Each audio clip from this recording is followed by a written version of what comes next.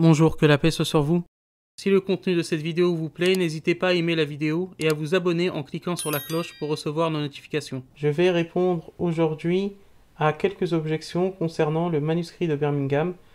Sa datation d'ailleurs fut une des plus grandes découvertes récentes par rapport à l'étude de l'histoire des manuscrits du Coran. La première objection est la suivante. Elle est celle souvent des critiques de l'islam, notamment des missionnaires chrétiens comme J. Smith. Ils vont nous dire la chose suivante. La datation au carbone 14 nous donne une fourchette entre 568 jusqu'à 645. Et donc, des missionnaires comme J. Smith vont nous dire que ce texte, en fait, n'est pas le Coran, mais date d'avant l'islam. C'est la preuve que l'islam aurait plagié sur des sources judéo-chrétiennes. Cette explication est bien entendu totalement malhonnête. Pourquoi ? On sait que le carbone 14 nous donne toujours une fourchette plutôt large, de plusieurs décennies. Et donc prendre de manière arbitraire la première fourchette, la fourchette la plus basse, et dire que c'est bel et bien la date de ce manuscrit, c'est totalement malhonnête. Cela n'est justifié que par la haine de l'islam de ces personnes-là. Je vais vous donner un exemple. Imaginons que demain, on découvre, je sais pas, une partie de l'évangile selon Marc. Une partie, par exemple, qui ne parle pas nommément de Jésus, mais qui raconte une histoire avec Jésus dans l'évangile selon Marc sans le nommer directement, avec une datation au carbone 14, disons, entre -10 avant Jésus-Christ et 58 après Jésus-Christ. Il serait malhonnête de dire « Regardez, c'est la preuve que les chrétiens ont copié leur soi-disant évangile d'un texte plus ancien, c'est du plagiat ».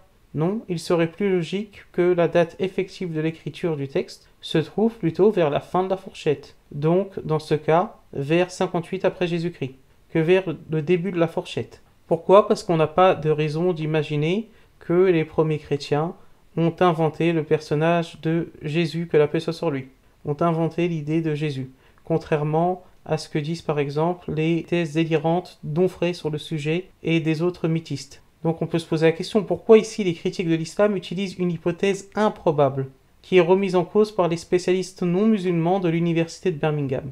David Thomas, chercheur à l'université de Birmingham, confirme bel et bien que selon lui, ce texte daterait du vivant du prophète Mohammed, que la paix et la bénédiction de Dieu soient sur lui, ou peu après sa mort, et en tout cas pas plus de 2 décennies après sa mort.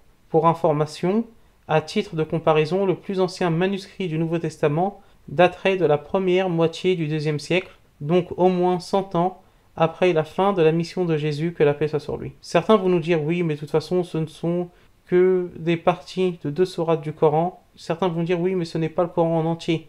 Donc cela ne prouve rien. Cette objection me choque profondément et ne peut venir que de personnes qui n'ont vraiment aucune connaissance des questions de critique textuelle et des manuscrits. Auparavant, pour mettre un texte à l'écrit, il ne suffisait pas, comme aujourd'hui, d'acheter un cahier Clairefontaine et de commencer à écrire.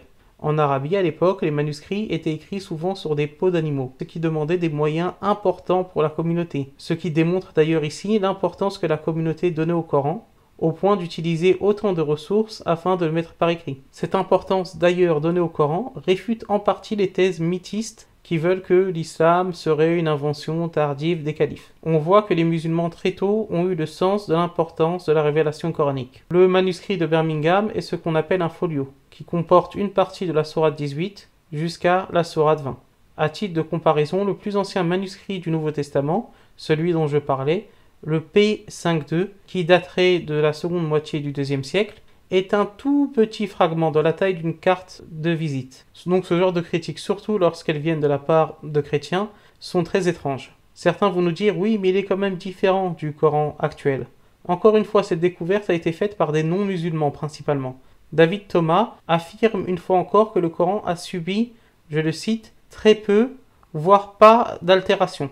Ce sont donc ce que pensent des chercheurs non musulmans, qui n'ont pas le dogme islamique. Dans le dogme islamique, ce que nous croyons, c'est que le Coran n'a pas changé, pas une seule lettre du Coran a été changée. C'est la parole de Dieu, et Dieu a préservé sa parole. Cependant, d'un point de vue de non-musulmans, ils n'ont pas parfois, ces chercheurs, le bagage islamique traditionnel pour expliquer, par exemple, des différences au niveau des voyelles, de voyellisation, ou ce genre de choses, qui sont un peu techniques, et qui dans tous les cas ne changent en rien le sens des versets du Coran. Ce qui est absolument incroyable. On n'a pas, par exemple, dans l'étude des textes des manuscrits du Coran, des variantes manuscrites, comme la variante dans l'évangile selon Jean sur l'histoire de la femme adultère.